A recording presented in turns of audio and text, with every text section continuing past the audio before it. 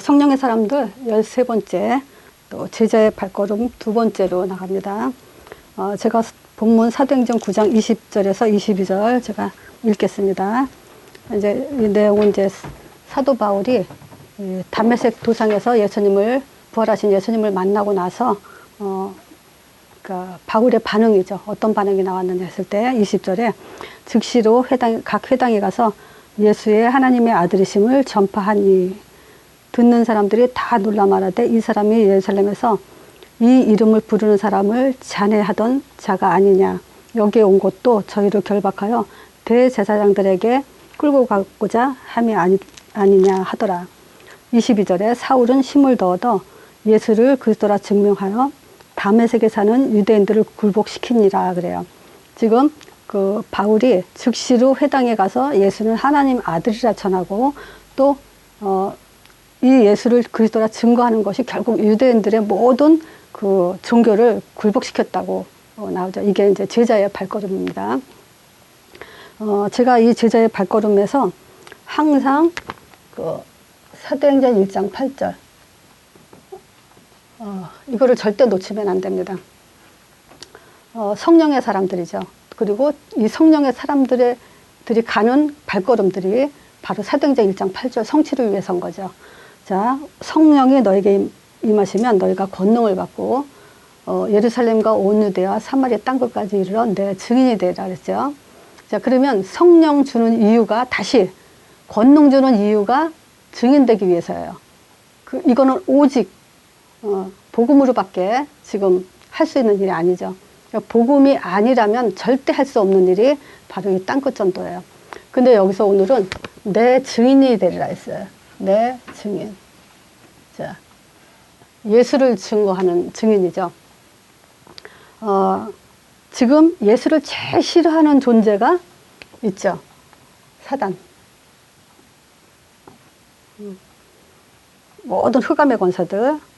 근데 그 요한일서 3장 8절에 보면요. 하나님의 아들이 오신 것은 마귀의 일을 멸하러 오셨죠. 그러기 위해서 마귀를 멸하기 위해서 예수님은 한번 죽으셔야 돼요. 그리고 부활하셔야 되죠.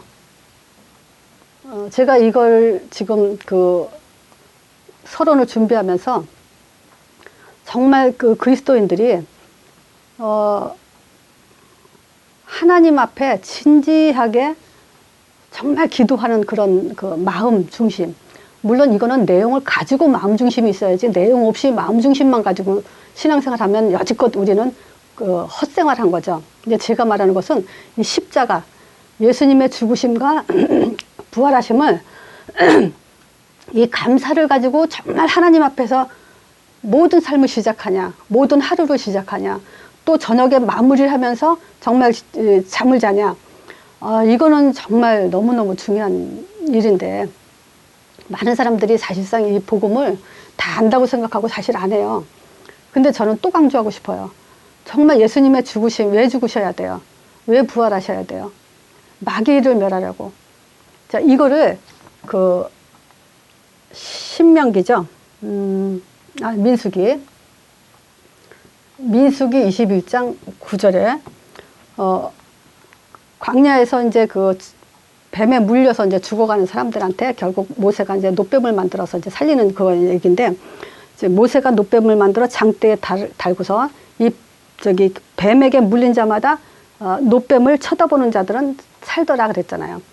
예수님이 십자가에 죽으셨고 우리 부활하셔서 지금 그 우리의 구속사역 또 모든 흑암의 세력을 다 꺾었다는 증거가 또 이거예요. 근데 이게 왜 이 얘기를 하냐면요. 유대교가 이거를 기록해 놓고 이걸 읽으면서도 이 사실을 몰랐다는 거예요. 유대교가. 자, 오늘은 전도자, 바울 핍박자 바울을 얘기할 건데, 바울이 이 사실을 그렇게 듣고도 예수를 핍박했어요. 자, 지금 장대 놋뱀을, 이건 청동으로 만든 뱀을 장대에 달아서 이렇게 들었단 말이죠. 근데 이걸 보는 사람마다 다 살았어요. 그럼 이걸 뭘 얘기하는 거죠? 예수님이 십자가 죽으심을 말하는 거예요. 근데 예수님은 부활하셨고 거기에 누가 매달리냐면 사단이 매달려요. 그쵸? 근데 이걸 기독교인들이 진짜 사실적으로 생각해 봤냐 이거죠. 사단이 지금 십자가에 매달려서 자기가 죽을 줄 모르고 예수님을 십자가 못 박아 죽게 했단 말이죠. 그리고 결국은 사단이 거기서 박살나는 거예요. 그리고 예수님은 부활하셨어요. 자, 이 복음을요, 유대인들이 모르고, 이걸 기록해놓고도 모르고, 보면서도 못 봤고, 들으면서도 몰랐어요. 이거 성경 가지고 안 읽었겠어요? 이거 그 민수기인데? 모세 오경 안에 있는 건데? 그래서요, 나는 이런 생각했어요. 왜 사울이 그렇게 핍박자로, 그렇잖아요. 사람을 죽여가면서까지 또 그 예수 믿는 자들을 잔멸하려고 일을 갈면서 쫓아다니면서 감옥에 쳐놓고 이 일을 하는데, 과연 이 사람은 도대체 왜 이런 일을 했을까? 결국 이거 몰랐단 얘기죠. 왜 몰랐어요? 유대교예요. 유대교에는 세 가지가 아주 철저해요. 그것이 첫 번째가 뭐냐면 유일신 사상이에요. 이것 때문에 복음이 와도 복음을 모르고 복음을 들어도 알아듣지 못하고요. 두 번째는요, 안식일, 절기죠. 뭐 전통 규례 이런 거죠. 그 중에서 대표적인 게 안식일이죠. 자, 그리고 세 번째, 유대인의 왕이에요. 왕이신 하나님이 아니라 자기네들만의 왕, 정치적인 왕, 이렇게 기다리고 있었죠. 이게 뿌리로 내렸기 때문에 이 복음의 본질을 다 놓쳐버리는 거죠. 유일신 사상에서요, 제가 그 성경 구절 하나, 요한복음 15장 17절에서 18절. 예수님이 그 아버지가 일하니까 나도 일한다 이랬어요. 아버지가 지금까지 일하니까 안식일 날 이제 그 광신, 그 병 고친 사람 병을 이렇게 자리에 누운 사람인가 이거를 고쳤거든요. 그러니까 그게 병 고친 게 안식일 날이란 말이에요. 그러니까 왜 네가 이 안식일 날 이걸 했냐? 그러니까 아버지가 일하기 때문에 나도 일한다. 이걸 가지고 이제 18절에 이 사람들이 이제 일을 갈죠. 왜냐? 이는 자기가 아버지, 예수님, 하나님을 자기 친아버지라고 얘기함으로써 하나님과 동등됨을 취하려고 했기 때문에 참남죄에 걸리는 거예요, 이게. 그러니까 일을 갈면서 더 죽이려는 거예요. 안식일도 일할 뿐만 아니라 자기가 하나님 아버지라고 해가지고 하나님으로 동등 삼으렸다는 거예요. 그래서 먼저도 제가 이 말씀 드렸어요. 뭐냐면 예수님은 하나님과 동등하신 분인데 그걸 가지고 절대 유일신 사상은 그걸 용납할 수가 없는 거예요. 하나님은 한 분인데 어떻게 동등합니까? 그 사상 가지고 절대 메시아를 기다리고 있었지만 예수는 아니라는 거죠. 또 조금 있다가 이제 그 배경을 또 얘기할 겁니다. 지금 요 유일신 사상, 안식일, 전통, 규례, 할례 뭐 이런 일과 또 유대인, 오실 메시아에 대한 자기네 나라만의 왕, 이걸 철저하게 기다리는데 이 사상에서 유대교인들은 절대 흔들리질 않았어요. 사울도 절대 여기에 한 번도 흔들린 적이 없이 신앙생활을 잘했던 사람이에요. 근데 제가 유일신 사상, 안식일, 유대인의 왕, 이 세 가지 사상을 갖고 이 사람들이 뭐 했냐면 예배 드렸어요. 요 사상을 갖고 예배 실하게 드렸어요. 근데 이 예배 실패가 어디서부터 나오죠? 창세기 3장 문제 터지자마자 예배 실패 나오면서 말라기 끝에 결국 예배 실패 얘기예요. 예배는 뭡니까? 이사야 43장 21절. 하나님이 이 백성을 창조한, 인간을 창조한 목적이죠. 이 백성은 내가 나를 위해서 지어나니 나의 찬송을 부르게 하려 합니다. 결국 모든 사람들로부터 영광을 받으시는 것이 하나님의 목적이에요. 근데 이 사상을 가지고 하나님께 영광이 절대 돌려질 수 없죠. 그래서 처음부터 창세기 4장에 가인이 왜 예배 실패했는지를 얘기해놓고 히브리서 11장 4절에 히브리서 기자가 왜 예배 실패했냐 이유를 답을 말했어요. 우리는 너무 잘 알죠. 이게 양의 피 없이는 하나님 절대 통하지 않죠. 그거 뭐 그림자 아니에요. 예수 십자가 그림자. 이사야 1장에도 이런 거 이제 현장에서 한번 좀 읽어볼 필요 있어요. 지금 우리가 어떤 예배 드리고 있는가. 저는 창세기 4장 같은 경우는 그래요. 교회에서 다 예배 드리고 있는데 어떤 사람 예배는 받고 어떤 사람 예배 안 받는다라는 걸 딱 이렇게 집어서 얘기해줘요. 그렇죠? 그러면 보세요. 듣는 그 사람이 과연 내 예배는 받으실까? 그거 확인이 돼야 되죠. 그래서 그게 확인이 되면서 확신에 거하면서 정말 누림을 갖든지 아니면 다시 언약을 잡든지 하게 해야 되죠. 이 예배 실패가 결국 이사야 1장에도 그 예배 실패에 대해서 하나님이 이렇게 말씀을 하세요. 몇 가지만 제가 읽어 드릴게요. 하늘이여 들으라, 땅이여 귀를 기울이라. 여호와께서 말씀하시기를 내가 내 자식을 양육하였거늘 그들이 나를 거역했다. 이건 지금 불신자한테 한 얘기 아니잖아요. 내 백성을 내가 지금 양육하였지만 그들이 지금 날 거역했다는 거예요. 그러면서 짐승은 비유해서 얘기해요. 소는 그 임자를 알고 나귀는 그 주인의 구유를 알건만은 이스라엘 백성은 알지 못하는도다. 나의 백성은 깨닫지 못하는도다 하셨도다. 뭘 하기 전에 깨닫는 게 가장 중요해요. 슬프다 범죄한 나라여, 허물어진 백성이여, 행악한 종자여, 행위가 부패한 자식이로다. 그들이 여호와를 버리며 이스라엘의 거룩한 자를 만으로 여겨 멀리하고 물러갔도다. 얼마나 또 매를 맞으려고 너희들이 더욱 이렇게 패역하냐라고까지 얘기를 해요.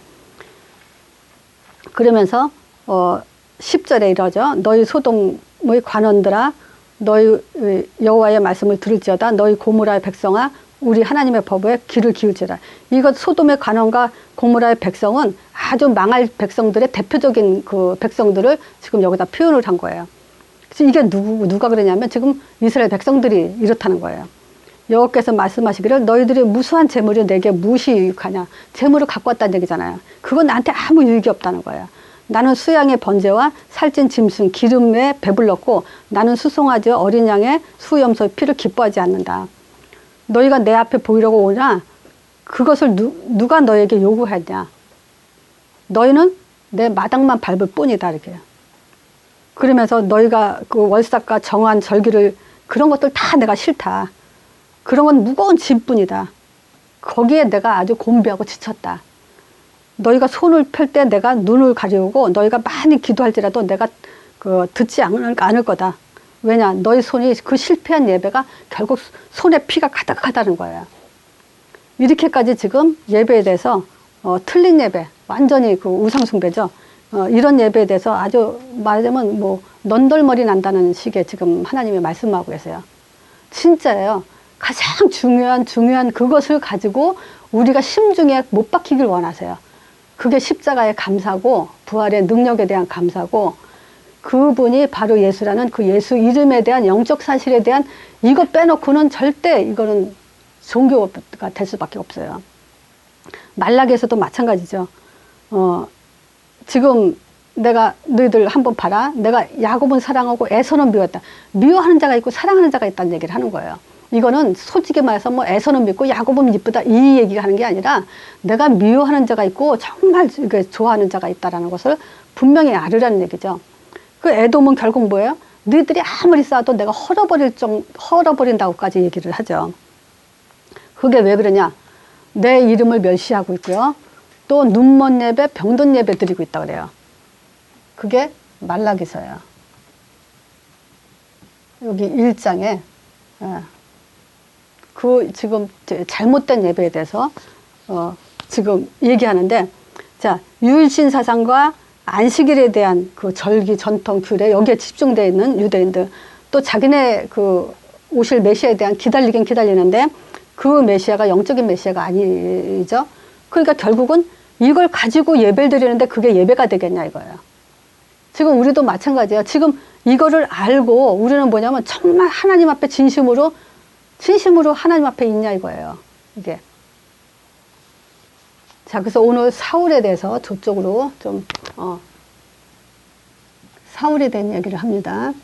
자, 이 사울에 대해서 유대교 사상, 사울이 가지고 있었던 게 유대교 사상이요. 자, 지금 사도행전 1장 1절 그리스도 그 창세기 3장 15절은요 예언이에요. 이 지금 예언 성취된 거기 때문에 우리는 이 언약을 잡아야 되죠. 지금 이 예수가 나사렛 출신이에요. 목수의 아들로 태어났고요. 마구간에서 누워 있었고 예루살렘이 아닌 나사렛 동네라고 지금 착각을 하죠. 사실은 예수님은 예루살렘에서 태어나시고 자란 곳이 나사렛이죠. 그러니까 이 사람들은 나사렛 동네에서 태어난 줄 알고 있죠. 자, 그러니까 보세요. 자기네들이 기다리는 그 메시아가 나사렛 출신이어서도 안 되고 목수의 아들이어서도 안 되고 마구간에서 출생해서도 안 되는데 거꾸로요. 만약에 그 예수님이 왕족으로 보이는 눈에 보이는 왕족으로 그 왕궁에서 태어난 삐까뻔쩍한 그런 권세를 가진 분이라면 과연 십자가의 못을 박았겠어요? 안 박았죠. 이건 비밀이잖아요. 그러니까 이게 지금 이분이 와서 죽으셔야 된다는 양의 피를 그렇게 잡으면서도 그 피에 대한 비밀을 지금 놓치고 있다는 얘기예요. 그러니까 이분은 절대 나사렛 출신이면 안 되고 또 뭐냐면요. 그 십자가에 죽으면 안 되는 거예요. 왜냐? 지금 신명기 21장 23절에 보면요. 이 유대인들의 율법에는 십자가에 죽은 자는 저주받은 자라고 나와 있거든요. 그러니까 예수님이 십자가에 죽었으니까 저주받은 자인데 저 십자가에 죽은 자가 어떻게 자기네 메시아가 되냐고요. 절대 될 수가 없죠. 절대 상상할 수가 없는 일이죠. 자, 이런 사람들이 지금 예수를 십자가에 돌아가신 예수의 추종자들로 더 모인단 말이죠, 지금. 자, 그분이 바로 예수다. 아니라는 거죠, 이 사람들이. 여기에 한 번도 틀렸다고 생각해보지 않고 전혀 이 사울이 자기가 지금 예수를 핍박하는데 절대 틀리다고 생각을 안 해보고 있다는 얘기예요. 저는 이 얘기를 뭐 하냐면요. 지금 마지막 시대라고 말세 지말이라고 그러죠. 말세가 언제부터요? 어떤 분은 마가다락방에 성령이 임하면서부터 말세라고 하는 분도 있고 어떤 분은 예수님이 이 땅에 태어나면서부터 말세라고 말하는 분도 있어요. 저 같은 경우는 이제 그 전자 성령이 마가다락방에 임하면서 저는 이제 말세가 개인적으로요. 신학적으로는 뭐 어떤 거가 그런 거 틀렸다 맞았다가 아니라 성령의 오순절날 마가다락방에 임하면서 지금 시대가 2000년이 넘었잖아요. 그래서 지금은 말세 지말이라고까지 얘기하잖아요. 근데 이때 지금 예수님이 이런 일을 다 하시고 이제 그리스도 일을 하셨는데 지금 유대인들 입장에서는 절대 이분이 메시아가 될 수 없다라고 강력하게 지금 그 사도 바울의 사상에서는 이게 이제 철쭉뼈같이 뿌리내려 있는 거죠. 그 양심의 가책도 없는 거죠. 당연한 거죠. 자기네들 율법에 의해서는. 근데 우리가 금방 말씀드리려다가 제가 리듬을 잠깐 깨먹었는데 우리는요, 지금 뭐랄까, 복음 전도 앞에서요, 정말 다 내려놔야 돼요. 우리가 갈라디아서 2장 20절 얼마나 들었고, 정말 우리가 복음 앞에서 순수해야 되고, 다 내려놓고, 오직 유일하게 절대적으로 정말 이 복음에 올인해야 된다는 얘기 얼마나 많이 합니까? 사도행전 1장 8절 이거 안 되면요, 그거는 응답받는 신자가 아니죠. 응답받지 못하는 신자라는 것은 인도받지 못하고 있다는 얘기죠. 인도받지 못하고 있다는 얘기는 답이 없다는 얘기죠. 결론이 그건데 답 다 줬는데 못 갖고 있어요. 그래서 지난주에 뭐라 했죠? 아는데 가지지 못했다고 하는 거죠. 가진 자는 달라요. 근데 자기네들은 가졌다고 지금 착각하고 있는 거죠. 착각신앙 그거 무서워요. 자기가 죽는지도 모르고 있어요. 남도 죽이는지도 모르고 있어요. 저는 정말 이거 십자가 또 얘기하면서요. 이 장대 노뱀 들어놓고 달아놓고 이거 본 자마다 다 살리라 했는데 이걸 지금 우리가 안전하면요 큰일 나죠. 핏값 우리가 또 받는 건데 가문이 내가 안 되면요 그 가문도 안 되게 돼 있어요. 여기에 진짜 우리가 그 철벽같이 그냥 다 내려놔야 돼요. 무너져야 돼요. 자, 이 예수가 절대 됐어도. 그러니까 여기서 무슨 문제가 생기냐면요. 이 영적 문제를 이길 수가 없죠. 영적 사실을 알 수도 없고 영적 문제 이런 거 알 수도 없죠. 응답과 미래는 절대 보장되지 않죠. 절대. 이게 지금 유대계 사상으로 영적이지 못하면 육적인 거 아니에요. 결국은 실패라는 거죠. 자, 이런 그 사울이 체험을 하게 됐죠. 다메섹 도상에서. 근데 체험 이전에 사울이 자기가 자기 배경을 얘기해요. 그게 이제 그 자기가 어느 정도 사람이냐면 육체를 신뢰한다면은 사람들이 육체를 신뢰한다면 자기만큼 육체를 신뢰할 만한 사람이 없다라고까지 얘기하죠. 자기가 8일 만에 할례를 받았고 이스라엘 족속이고 베냐민 집하고 히브리인이고 율법으로는 바리새인이고 열심으로는 교회를 핍박한 자고 율법에는 자기가 흠이 전혀 없다고까지 이 정도로 나는 흠이 없다라고 얘기를 해요. 바울은 자기 배경이 흠이 없고 또 스데반 순교, 스데반 죽인 증인이기도 하고 또 법적으로 예수 믿는 자를 핍박할 공문을 얻어가지고 권세까지 가진 자였다는 얘기죠. 이게 지금 바울의 지금 배경과 위치예요. 근데 어디서 체험하죠? 다메섹에서. 부활하신 예수님을 좀 만나죠. 여기서 좀 생각해 봐야 될 게 뭐냐면요. 예수님이 그 사울아 사울아 이렇게 2번 불러요. 아브라함이 이삭 바칠 때도 아브라함아 아브라함아 2번 불러요. 근데 이 사도행전에는 이렇게 어디로 가라 인도하면서 직가로 가라 이런 말, 직가 이런 말을 해요. 이 직가라는 말은 길 모양도 물론 이렇게 똑바로 가는 길 이런 의미도 있지만 이런 예를 들 수 있어요.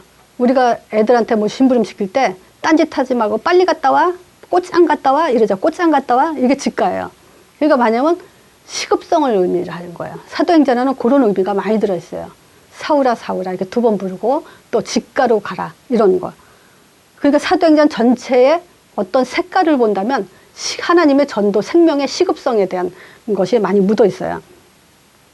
자, 사울을 지금 사울아 사울아 그러면서 9장 3절에서 6절에 부르죠. 이때 빛을 쫙 비치면서 소리가 들렸죠. 자, 제가 사도행전 9장을 보면서 할게요.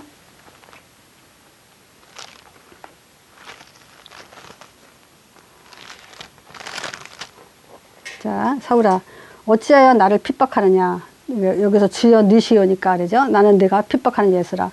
그래서 그러면서 일어나 성으로 들어가 행할 것을 내게 이를 자가 있느니라. 아니 여기서 직접 행할 걸 이르시지 행할 자가 있다고 또 누구를 붙이시단 말이죠.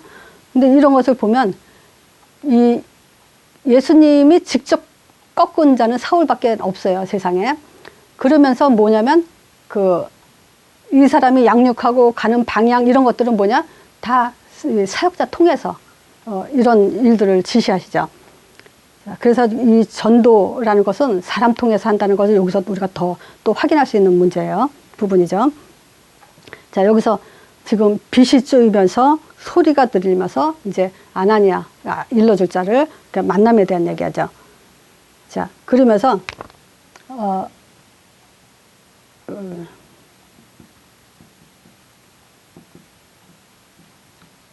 두 번째 9장 8절이요. 뭐가 되죠? 소경이 되죠. 여기서도 우리가 요한복음 소경 비늘이 이제 눈을 씌어서 이제 사울이 아무 앞을 보지 못하고 있는데 요한복음 9장 39절에 그 소경에 대한 얘기 나오죠. 요한복음 9장이 나면서부터 이제 소경된 자를 예수님이 치유하시는데 그때 이제 마지막에 이 소경도 또 안식일 날 눈 떠줬단 말이죠. 그러니까 이런저런 문제 가지고 유대인들이 또 이제 안식일 날 병자를 고쳤다고 해서 이제 핍박하니까 예수님이 피했다가 다시 이제 소경된 자에게 왔을 때 그런 말씀을 하시죠. 무슨 말이냐면 내가 심판하러 이 세상에 왔으니 보지 못한 자들은 보게 하고 본다고 한 자는 못 보게 한다 그래요. 지금 사울이 어떤 상황이에요? 본다고 한 자를 그냥 못 보게 해버리고 꺾어 놓고 이제 다시 눈을 뜨게 하죠. 그래서 이제 이때 소경이 눈을 뜨는 것은 전에 있었던 그 사울의 눈이 아니죠, 이제. 그래서 하나님은 진짜 볼 것을 보게 하시는 것이 하나님의 목적이에요. 자, 식음을 전폐하면서 이게 뭐죠? 기도하게 했죠. 자, 세 번째. 목적 있죠? 부르신 목적. 자, 사도행전 9장 15절이죠. 결국 이 사람은 왜 꺾으셨냐? 왜 우리를 부르셨냐? 왜 나를 부르셨냐? 여기에 진짜 답 가지셔야 돼요. 이 답 없이는 하나님과 어떤 면에서는 상관없어요, 지금. 그죠? 내 이름을 이방인과 임금들과 이스라엘 자손 앞에 전하기 위해 택한 나의 그릇이다. 그러니까 내 이름을. 지금 많은 사람들한테 한번 물어보세요. 내 이름을 그러면 우리가 제일 행복한 이유가 뭐죠? 이거 이름 하나잖아요. 그죠? 내 이름은 하나님의 이름이잖아요. 하나님이 들으시잖아요. 이거 몰라서 얼마나들 헤맵니까? 하나님이 이 이름으로 성령 보내주시고 그 성령은 흑암을 꺾잖아요. 동시에 일어나는 일이잖아요. 성령 역사 따로 흑암 역사 따로가 아니라 천사 사역이 그냥 동시에 일어나서 뭐예요? 생명 주시고 성령 내주하게 하시고 또 권능 주셔서 땅까지 증인되게 하시고 이게 지금 예수 이름이에요. 그래서 우리는 예수 이름 말하지 않으면 전도가 아니에요. 어떤 면에서는. 자, 그리고 이제 그 사울이 이제 만남을 갖게 되죠. 어떤 만남이죠? 아나니아. 여기서 우리는 그걸 봐야 돼요. 지역에 준비된 제자. 하나님은 그 지역에 팀사 이렇게 이 사람을 이끌고 양육하고 메시지 할 수 있는 그런 준비가 됐을 때 이게 바울을 꺾은 거예요. 자, 근데 아나니아의 반응이 있어요. 이 반응이 뭐냐면 하나님이 이제 그 지금 사울을 올 건데 가서 이 사람을 좀 이렇게 네가 도와줘라 이러니까 선입견을 갖고 있었어요. 아나니가. 아니 그 사람은 지금 그 예루살렘에서 핍박을 해서 사람들을 죽이고 이렇게 지금 여기까지 잡으러 공문을 얻어가지고 또 온다는 소문을 들었습니다까지 얘기를 하죠. 그러니까 하나님이 만나라는데 이유가 있어요. 근데 이 사람도 지금 체질이 있다는 얘기죠. 그게. 이 소문과 선입견을 가지고 잘못된 반응을 갖죠. 자, 17절에 결국은 이제 그 사울에게 안수해서 다시 보게 하고 성령 충만함을 받게 하죠. 자, 하나님이 이 아나니아 통해서 일을 하신 거. 자, 이때 반응이 오늘 아까 제가 읽은 거예요. 20절에. 즉시로 각 회당에 가서 예수는 하나님의 아들이심을 전파했어요. 자, 22절에 사울이 힘을 더 얻어서 예수를 그리스도로 증명하여서 담메섹에 사는 모든 유대인들을 굴복시켰다 그랬어요. 그러니까 복음밖에 없어요. 이것밖에 없어요.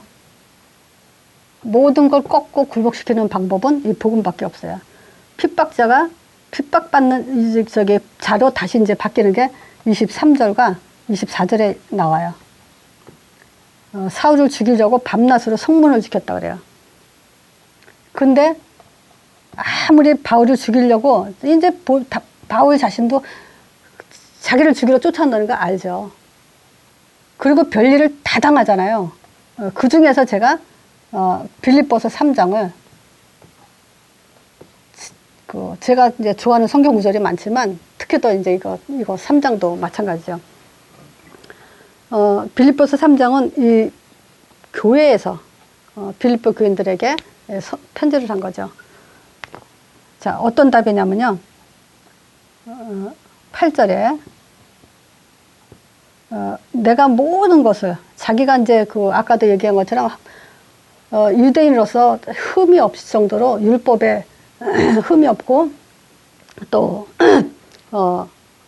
할례를 8일 만에 받았고 베냐민 집하고 또 시브리인이고 뭐 여러 가지 자기 자랑을 했어요. 이렇게 자랑할 거지만 모든 것 다 버리고 배설물 여기는데 뭐냐, 최고 그리스도를 얻었다. 여기에 대한 고백을 했죠. 자, 12절에 지금 최고 계획. 오직 그리스도만 잡으려고 쫓아간다. 이랬어요. 또 14절에 날 왜 부르셨냐? 부름의 상을 받으려고. 나한테는 지금 최고 상급이 있다. 20절에 또 나는 최고의 축복을 받았는데 그것이 뭐냐? 나의 시민권이 하늘에 있다. 그리고 21절 나한테는 지금 최고 권세가 뭔지 알았다. 만물을 자기에게 복종케 하시는 이의 복종을 따라서 지금 간다 그죠. 자, 이런 그 고백에 바울이 사도행전에 뭐 감옥도 가고 또 그 풍랑도 만나고 여러 가지 일들을 당했는데 바울을 풍랑도 이기지 못했다는 거 우리가 알죠. 이런 만남이에요. 지금 그 제자의 발걸음이 한 번도 여기에 자기가 틀렸다고 생각하지 않는 사람이 무너지면서 다시 이 답을 갖게 되고 이 답 하나로 이제 모든 인생이 바뀌는 것이 이제 바울이에요. 그래서 최고의 우리가 전도자로서 바울을 우리의 모델이죠. 오늘 메시지